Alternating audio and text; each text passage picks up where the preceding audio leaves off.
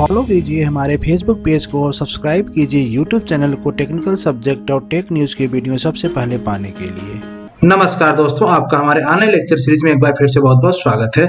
आज हम web technology lecture series में बात करेंगे सिलेक्टर इन सीएसएस के बारे में। इसके प्रीवियस लेक्चर में हमने सीएसएस देखा था कि कौन कौन से तरीके से सीएसएस लगता है, जिसमें हमने देखा था कि एचटीएमएल कोड में इनलाइन, इंटरनल और एक्सटर्नल ये तीन मेथड थे जिससे कि हम सीएसएस को किसी भी एचटीएमएल टैग के साथ इम्बेड कर सकते थे। तो चलिए हम सीएसएस में सेलेक्टर के बारे में देखते हैं। In CSS, we define each selector with the help of property and value. तो किसी भी HTML कोड में जब हम कोई सिलेक्टर लगाते हैं CSS का, तो वहां पर दो चीज आपको डिफाइन करना पड़ता है, प्रॉपर्टीज और वैल्यू। वो जो प्रॉपर्टी होते हैं, कौन कौन सी प्रॉपर्टी होते हैं, वो आपके फॉन्ट हो सकता है, किसी भी टेक्स्ट का फॉन्ट साइज अगर मुझे चेंज करना है या कोई फॉन्ट मुझे अलग से देना है, टाइम्स रोमन देना है या कोरियर देना है, तो हम फॉन्ट यहाँ से दे सकते हैं। दूसरा, हम लिस्ट भी अप्लाई कर सकते हैं, उसमें कुछ अलाइनमेंट दे सकते हैं। अगर किसी टेक्स्ट को हम कलर देना चाहें तो कलर दे सकते हैं, कुछ मार्जिन देना चाहें तो हम मार्जिन दे सकते हैं। अगर हम कहीं किसी टेक्स्ट बॉक्स का या किसी भी चीज का बैकग्राउंड देखें, जैसे हम चाहें कि मेरे पेज का बैकग्राउंड ही चेंज हो जाए, कोई बैकग्राउंड इमेज या बैकग्राउंड कलर हम लगा लें, तो यहां से बैकग्राउंड कर सकते हैं। प्लस अगर आप कहीं बॉर्डरिंग करना चाहें तो यहाँ पे बॉर्डर भी कर सकते हैं। ये आपकी इतनी सारी प्रॉपर्टी हैं जिसको हम सिलेक्टर के थ्रू यूज करेंगे।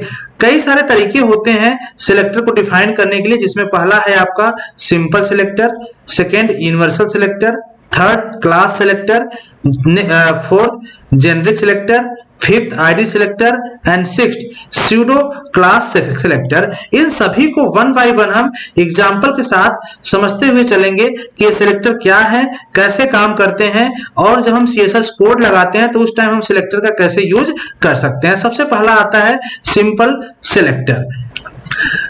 सिंपल सिलेक्टर क्या कहता है आपका?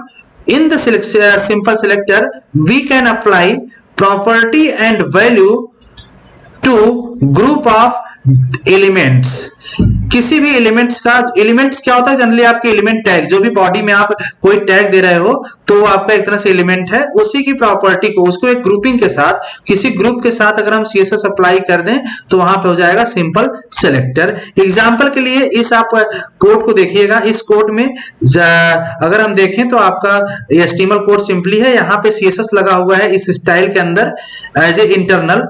ध्यान दीजिए, हम यहाँ पे क्योंकि तीन तरीके से सीएसएस लगा सकते हैं, इनलाइन, इंटरनल और एक्सटर्नल, तो हम सारे एग्जांपल में यहाँ पे हम इंटरनल का लेके चल रहे हैं ताकि एक ही साथ आपको एक ही फाइल में वो दिख जाए। एक्सटर्नल लेंगे तो एक्सटर्नल में अलग अलग फाइल आपको दिखाने में थोड़ा सा कंफर्ट नहीं हो पाएगा यहाँ पे, इसीलिए हम इंटरनल लेके चल रहे हैं जिससे आपको इजिली समझ में आ जाए। अब देखिए यहाँ पे मैंने जो स्टाइल के अंदर स्टाइल ओपन और स्टाइल टैग क्लोजिंग टैग के अंदर में जो मैंने टैग डिफाइन किया है, प्रॉपर्टी डिफाइन किया है, ये सारे सीएसएस के एट्रीब्यूट्स हैं। तो इस एट्रीब्यूट्स को हम डिटेल में देखने से पहले हम आ जाते हैं बॉडी में। इसके पहले प्रोग्राम की बॉडी में देखें तो यहाँ पे हमने क्या किया है, इस बॉडी में हमने चार टेक्स्ट लिखा हुआ, 4 लाइन का टेक्स्ट लिखा हुआ, जिसमें पहला H1 फॉन्ट में है, दूसरा H2 में है। ये फॉन्ट साइज होता है H1, H2, H3, H4 आपका H6 तक जाता है। सबसे बड़ी साइज H1 होती है और सबसे छोटी साइज H6 की होती है। इस तरीके से अगर H1 के साथ हम लिखें यहाँ पे वेब टेक्नोलॉजी, तो वेब टेक्नोलॉजी काफी बड़े साइज में आएगा। H2 में मैंने प्रिंसिपल ऑफ प्रोग्रामिंग लैंग्वेज लिखा है तो ये उससे छोटे में आएगा। और इस तरह से H3 और H4 में भी मैंने कुछ सब्जेक्ट के नाम लिख दिए हैं। तो बॉडी में केवल इतनी 4 लाइन के हैं, तो यही 4 लाइन आपके ब्राउजर पे डिस्प्ले करेगा। अब इसी के साथ आप देखिए कि सीएसएस हम कैसे अप्लाई कर रहे हैं, जो कि आपका सिंपल सिलेक्टर की तरह काम कर रहा है। सिंपल सिलेक्टर की तरह देखिए आपका यहाँ पे कौन सा H1, H2, H3, H4 है। तो हमने क्या किया यहाँ पे स्टाइल में H1, H2 दो एलिमेंट को सिलेक्ट किया। ध्यान दीजिए, इसी 2 एलिमेंट को जो सिलेक्ट किया यही आपका सिलेक्टर हो रहा है। यहाँ पे दूसरा मैंने जो सिलेक्ट किया H3, H4, 2 टैग यहाँ पे थे H3, H4, जो एलिमेंट थे आपको उस एलिमेंट को मैंने सिलेक्ट किया यहाँ पे H3, H4, तो यहाँ भी आपका सिलेक्टर का काम हो रहा है। यही सिलेक्टर 2 एलिमेंट को, 2 टैग को एक साथ, 2 एलिमेंट को एक साथ आपका सीएसएस की प्रॉपर्टी उसको दे रहा है। तो अब देखिए यहाँ मैंने क्या किया, H1, H2 के साथ साथ जो H1 H2 में डिफाइन था, मतलब इन दोनों लाइन पे काम करेगा, H1 और H2 पे क्या कर रहा है, इसका फॉन्ट साइज मैंने जो फॉन्ट ग्रुप था, फॉन्ट मैंने चेंज करके इसको एरियल में ले लिया और इसका कलर दे दिया रेड में। इसी तरह H3 H4 का मैंने यहाँ पे अप्लाई कर दिया एक साथ, जो फॉन्ट फैमिली है इसको मैंने कोरियर न्यू दे दिया और इसका जो कलर था वो मैंने ग्रीन कर दिया। जैसे इसको हम सेव करेंगे डॉट HTML एक्सटेंशन में सेव कर देंगे कहीं पे और ब्राउजर में ओपन करेंगे तो आप यहाँ पे देख सकते हैं कि उसी का आउटपुट इस साइड दिख रहा है, राइट साइड में, जहां पे आपका टाइटल यहाँ शो कर रहा है यूनिवर्सिटी एकेडमी, जैसे यहाँ पे है। अब देखिए 4 लाइन का था, जैसे मैंने बताया कि H1 H2 H3 H4, तो वही 4 लाइन यहाँ पे प्रिंट कर रहा है। H1 सबसे बड़ी फॉन्ट में, सबसे बड़े साइज में प्रिंट कर रहा है, जो वेब टेक्नोलॉजी लिख के आ रहा है। किस कलर में आ रहा है? Red colour. क्यों? क्योंकि H1 H2 दोनों को हमने यहाँ पे ग्रुप डिफाइन जो किया है ये रेड कलर में और एरियल फॉन्ट में, तो आप देखेंगे एरियल फॉन्ट है इसका और रेड कलर में है। इसी तरह से जो दूसरा H3 H4 मैंने डिफाइन किया, ये किसका, कौन सा है, कोरियर न्यू फॉन्ट में होगा और ग्रीन कलर का होगा। देखिए यहाँ पे H3 H4 दोनों में जो है यहाँ पे ग्रीन कलर में आए हैं और ये आपका भी कोरियर न्यू फॉन्ट फैमिली से बिलोंग कर रहे हैं। तो ये काम आपका सिलेक्टर है। सिलेक्टर कौन सा है फिर से देख लीजिए, ये आपका सिलेक्टर है जो कि यहाँ पे 2 एलिमेंट H1 H2 को एक साथ सिलेक्ट किया और H3 H4 को एक साथ सिलेक्ट किया, यही आपका सिलेक्टर का काम कर रहा है। नेक्स्ट आते हैं हम यूनिवर्सल सिलेक्टर में। यूनिवर्सल सिलेक्टर जनरली डिनोट किया था स्टार को, एस्टेरिस्क भी कहते हैं। ये सिलेक्टर अप्लाई किया जाता है जब किसी पूरे बॉडी के जितने भी टेक्स्ट हैं, जो भी आपके HTML कोड के बॉडी में लिखेंगे, वहां पे जो भी चीज लिखा होगा सारे पे अप्लाई होगा, वही आपका स्टार के साथ होगा जो यूनिवर्सल सिलेक्टर का काम करेगा। जैसे इस एग्जांपल को देखिए आपका, यहाँ पे मैंने same H1 H2 H3 H4 वही रखा है जो प्रीवियस एग्जांपल में रखा था। तो देखिए यहाँ पे मैंने क्या किया, जो स्टाइल के साथ मैंने यहाँ पे दे रहा हूँ CSS, वहां मैंने स्टार लगा दिया। स्टार लगाने का मतलब ही क्या है, अब H1 H2 H3 H4 सारे पे एक साथ अप्लाई हो जाएगा। मींस बॉडी में और भी कोई लाइन होगी, पैराग्राफ होगा या और भी कोई हेडिंग होगा, वो सारे पे एक साथ अप्लाई हो जाएगा। कौन सा ग्रुप अप्लाई होगा? यही CSS जो यहाँ पे स्टार के साथ लगा हुआ है। मतलब सारे का हमने यहाँ पे दे दिया क्या, फॉन्ट फैमिली दे दिया एरियल और सारे दे दिया मैंने क्या, कौन सा, रेड कलर दे दिया। अब इसी को जब आप सेव करेंगे .html एक्सटेंशन में और उसको ब्राउजर में ओपन करेंगे तो आपको दिखेगा कि H1 H2 H3 H4 के साथ जो लिखा है उसी फॉन्ट साइज में आप देखेंगे सबसे बड़े में वेब टेक्नोलॉजी रेड कलर में लिख के आ रहा है, इसका भी एरियल है। ऐसे ही सारे आपका रेड कलर में और एरियल फॉन्ट में है। तो यही आपका काम करता है यूनिवर्सल। नेक्स्ट हम बात करते हैं क्लास सिलेक्टर की। कुछ आपके क्लास सिलेक्टर होते हैं। जनरली क्लास सिलेक्टर का यूज क्यों होता है, पहले इसको देख लीजिए। Using the class selector we can assign different style to same element। ध्यान दें, सेम एलिमेंट का कहने का मतलब क्या है, जैसे अभी इसके प्रीवियस में मैंने जो देखा यहाँ पे, इस प्रीवियस में देखे होंगे यहाँ पे जो एलिमेंट था H1 H2 H3 H4, 4 different element थे। अगर कहीं पे ऐसा हो जाए कि सेम एलिमेंट H1 या H2 H3 ऐसे आ जाए तो उस केस में हम कैसे अप्लाई करेंगे, उसी के लिए क्लास सिलेक्टर यूज हो रहा है। जैसे इस एग्जांपल को देखिएगा, इस एग्जांपल मैंने यहाँ पे CSS लगाया है। अभी CSS को हम बाद में डिस्कस करते हैं, पहले बॉडी पार्ट को देख लें। बॉडी में देखिए मैंने यहाँ पे 2 H1 एलिमेंट और 2 H2 एलिमेंट लिया है। मतलब अब H1 H2 पे अगर हम अप्लाई करेंगे, अगर नॉर्मली हम जैसे प्रीवियस में H1 H2 पे अप्लाई किए तो दोनों H1 H2 पे अप्लाई हो जाएगा, लेकिन पार्टिकुलर अगर यहाँ पे सेम एलिमेंट पे अलग अलग एट्रीब्यूट अप्लाई करना है तो हम क्या करेंगे, तो हम क्लास का हेल्प लेंगे। जैसे मैंने क्लास यहाँ ले लिया H1 डॉट रेड टेक्स्ट। ध्यान दीजिए, H1 मींस जो आपका हेडिंग 1 है, इस H1 की बात कर रहा है, H1 और डॉट रेड टेक्स्ट एक आपका क्लास बन गया, इसी को हम कहते हैं क्लास। रेड टेक्स्ट नाम का क्लास बन गया। दूसरा मैंने H1 के साथ कौन सा क्लास बना दिया, ग्रीन टेक्स्ट नाम का। ये आप अपने से कोई भी नाम यहाँ पे लिख सकते हैं, कोई बाउंडेशन नहीं है। बशर्ते ध्यान रहे कि जो भी यहाँ पे आप क्लास बनाएंगे, इसी क्लास को इस टैग के साथ आपको लिखना पड़ेगा, class equal to red text और class equal to green text. अब देखिए, जब रेड टेक्स्ट क्लास मैंने बनाया तो रेड टेक्स्ट का डिफिनेशन क्या दिया यहाँ पे मैंने, कि इसमें H1 जहां पे रेड टेक्स्ट क्लास होगा वहां का जो फॉन्ट फैमिली होगा वो एरियल हो जाएगा, कलर हो जाएगा आपका रेड। और दूसरा जहां पे हमने क्लास ग्रीन टेक्स्ट अप्लाई किया S1 के साथ, S1 फॉन्ट पे ही, वहां पे फॉन्ट फैमिली तो एरियल ही रहेगा, लेकिन आपका कलर क्या हो जाएगा, ग्रीन।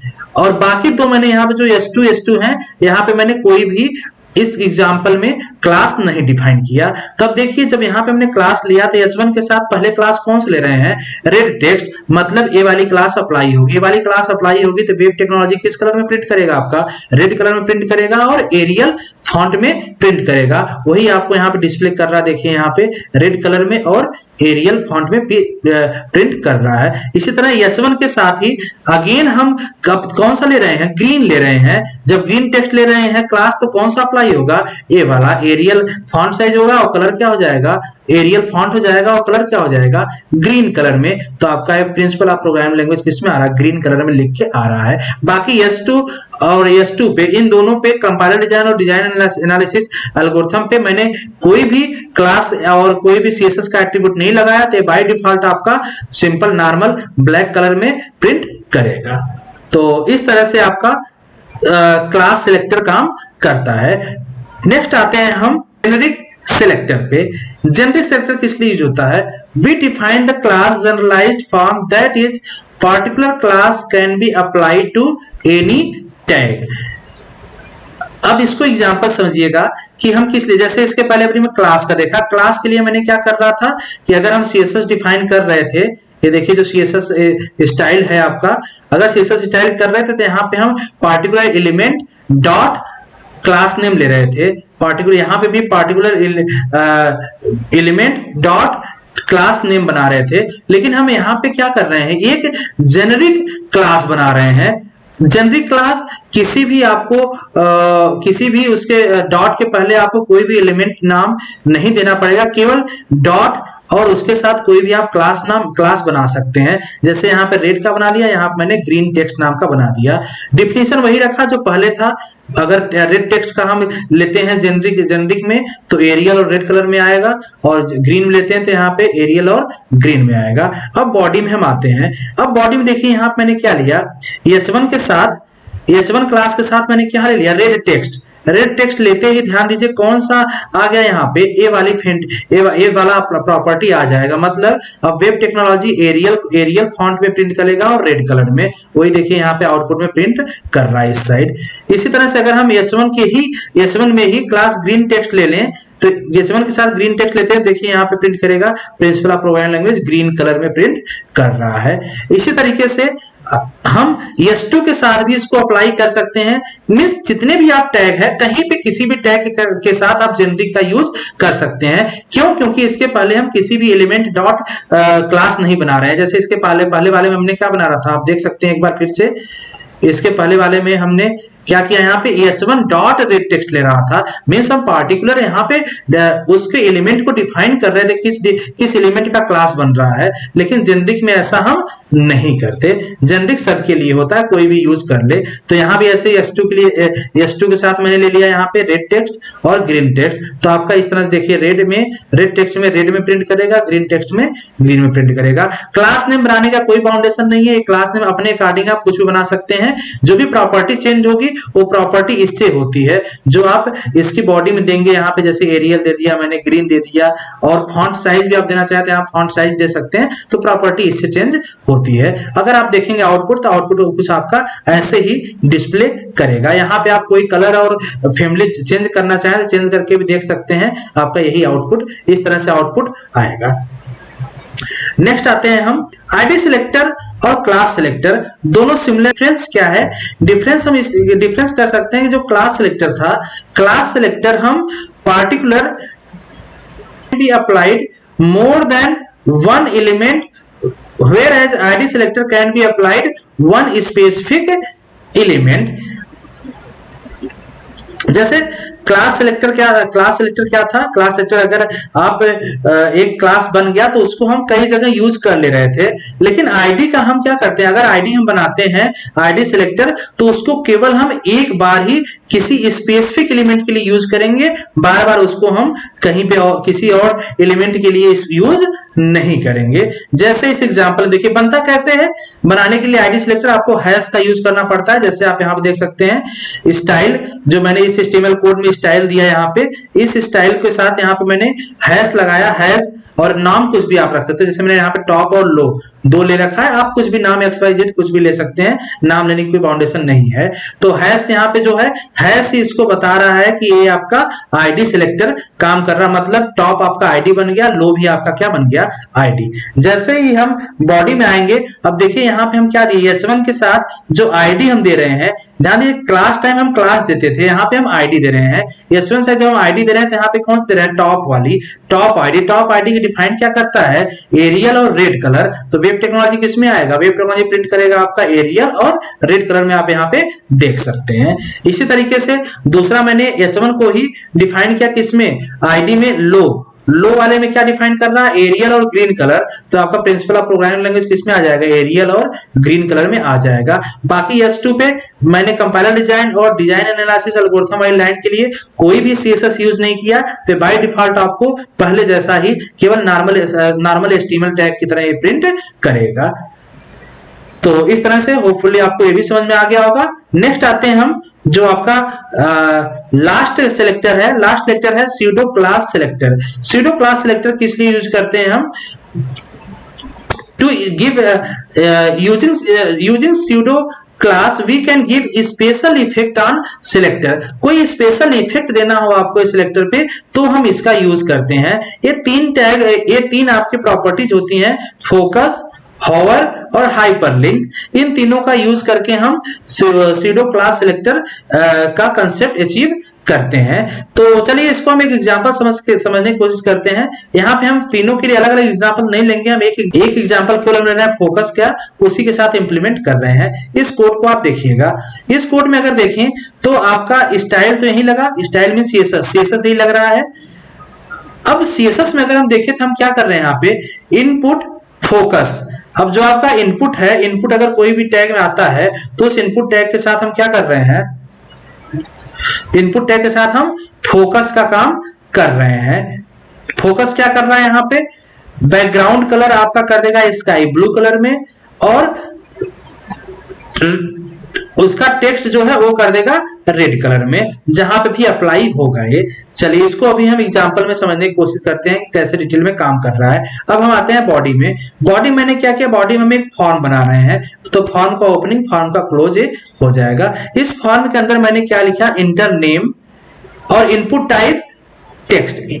तो आउटपुट आप देखिए इस साइड आएगा, इंटर नेम लिख के आ गया यहाँ पे, जैसे सेव करेंगे आपको, और इनपुट टाइप आपका टेक्स्ट है, मींस एक टेक्स्ट बॉक्स बन जाएगा, यहाँ पे टेक्स्ट बॉक्स यहाँ पे बन गया।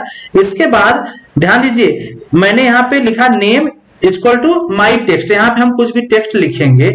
अब इसी पे ध्यान दीजिएगा, इसी पे आपका अप्लाई क्या हो रहा है, फोकस, क्योंकि ये जो इनपुट है, इसी इनपुट फोकस है, ये अप्लाई करेगा किस पे, इस वाले लाइन पे अप्लाई करेगा इनपुट वाले टैग के साथ। तो इनपुट टैग के साथ क्या है, यहाँ पे फोकस क्या किया, ध्यान दीजिए बैकग्राउंड कलर स्काई ब्लू कर दिया। तो आप देखेंगे यहाँ पे जो टेक्स्ट बॉक्स है, टेक्स्ट बॉक्स का जो बैकग्राउंड कलर है वो किसमें आ गया, स्काई ब्लू कलर में आ गया। और अगर इसमें हम कोई टेक्स्ट लिखते हैं, जैसे माई टेक्स्ट यहाँ पे हम कुछ लिखते हैं, रन करने के बाद, ब्राउजर को ओपन करने के बाद, तो किस कलर में आएगा, रेड कलर में आएगा। और मैंने यहाँ पे क्या लिया, एक input type normal submit button लिया, तो सबमिट बटन आपको इस तरीके से आया, और यहाँ पे केवल वैल्यू मैंने दे दिया इंटर, ते विंटर लिख के यहाँ पे आ गया। तो इस तरीके से आपको स्यूडो क्लास सिलेक्टर हो रहा है। तो आप इस एग्जांपल को कोड कॉपी करके रन करके ब्राउजर पे सेव करके भी देख सकते हैं, और कुछ ऐसा ही आउटपुट आपका आएगा। तो होपफुली आपको सारे सिलेक्टर्स क्लियर हो गए होंगे। आज के लेक्चर में बस इतना ही करते हैं, नेक्स्ट लेक्चर में हम बात करेंगे XML के बारे में। धन्यवाद।